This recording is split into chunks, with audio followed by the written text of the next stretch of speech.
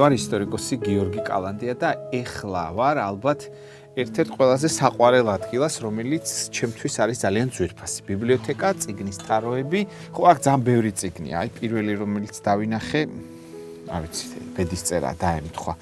ელგუჯა და ხევისბერი გოჩა. აი მეგობრობის, სიყვარულის, ერთგულების ფასი რომ გაიგო, აუცილებლად ეს ავტორი უნდა წაიკითხო. აი მოგანდომებს ქართველობას. ჩემს ბიბლიოთეკაშიც ასეთი სივიწროვეა, იმიტომ რომ როცა ბევრი წიგნი გაქვს, რაც შეიძლება ახლოს უნდა დააწყო. აი ივანე ჯავახიშვილი. იცოდეთ, რომ ივანე ჯავახიშვილი არ წერს როგორც ისტორიკოსი. ყოველ შემთხვევაში ჩემს აღქმაში ასეა. ის წერს როგორც რომანისტი. თუ არ ვცდები მესამე ტომში, ეძებოთ ვცდები ან მესამეში, ან მეორეში, ადამიანურად. მე ვიტყოდი ასე, თანამოზიარეთ აქვს მოყოლილი დედოფალ რუსუდანის ისტორია. აი იმ რუსუდანის, რომელიც ქართველებს განსაკუთრებით არ უყვართ. იმ რუსუდანისა, რომელმაც ალბათ სახელმწიფოს მართვაში ბევრი შეცდომა დაუშვა. მოკლედ, რუსუდან დედოფლის გამართლებას კი არ ვცდილობ. ვცდილობ აგიხსნათ, რამდენად დიდი და განსაკუთრებული ისტორიკოსია ივანე ჯავახიშვილი.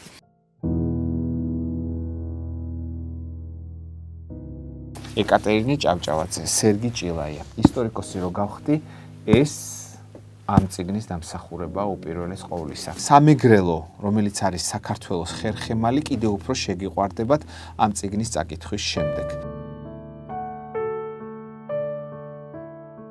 დავინახეთ ჩემთვის ერთ-ერთი ყველაზე საინტერესო და ძვირფასი წიგნი. ეს არის დონ კრისტოფორო დე კასტელი. ნახეთ, რამსისკე წიგნია, მაგრამ არ შეგეშინდეთ. თუ რამე ვიზუალური მასალა შუა საუკუნეების საქართველოს შესახებ გაგვაჩნია, ეს არის დონ კრისტოფორო დე კასტელის დამსახურება. სწორედ კასტელის დამსახურება რომ გვაქვს გიორგი სააკაძის თუ არ ვცდები ერთადერთი გამოსახულება. დღეში მინიმუმ 9 საათი მაქვს იმისათვის, რომ წიგნი წავიკითხო.